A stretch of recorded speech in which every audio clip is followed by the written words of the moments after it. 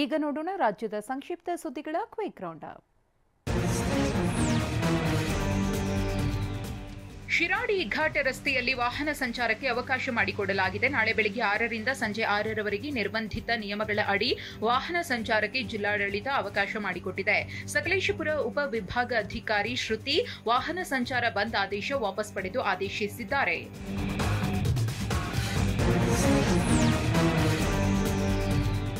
ತುಮಕೂರು, ಶಿವಮೊಗ್ಗ, ವಿಜಯಪುರ, ಯಾದಗಿರಿ, ಮೈಸೂರು, ಚಾಮರಾಜನಗರ ಸೇರಿ ರಾಜ್ಯದ ಹಲವೆಡೆ ಸರ್ಕಾರಿ ಅಧಿಕಾರಿಗಳಿಗೆ ಲೋಕಾಯುಕ್ತ ಬಿಸಿ ಮುಟ್ಟಿಸಿದೆ.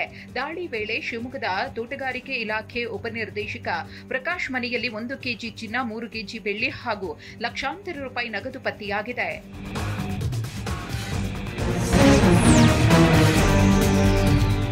ಬಾಗಲಕೋಟೆಯ ಸಾರ್ವಜನಿಕ ಜಿಲ್ಲಾ ಗ್ರಂಥಾಲಯದಲ್ಲೂ ಕೋಟ್ಯಾಂತರ ರೂಪಾಯಿ ಗೋಲ್ಮಾಲ್ ನಡೆದಿದೆ. ಆಡಿಟ್ ರಿಪೋರ್ಟ್ನಲ್ಲಿ 1,61,00,000 ರೂಪಾಯಿ ಅಕ್ರಮ ಬಯಲಾಗಿದೆ. ಬುಕ್ ಖರೀದಿ, ಕರೆಂಟ್ ಬಿಲ್, ಫರ್ನಿಚರ್ ಕೆಲಸಕ್ಕೆಂದು ಬಳಸಿರುವ ಹಣದ ಲೆಕ್ಕ, ಬಿಲ್ಗಳನ್ನು ಕೊಡಲು ಅಧಿಕಾರಿಗಳು ಹಿಂದೇಟು ಹಾಕಿದ್ದಾರೆ.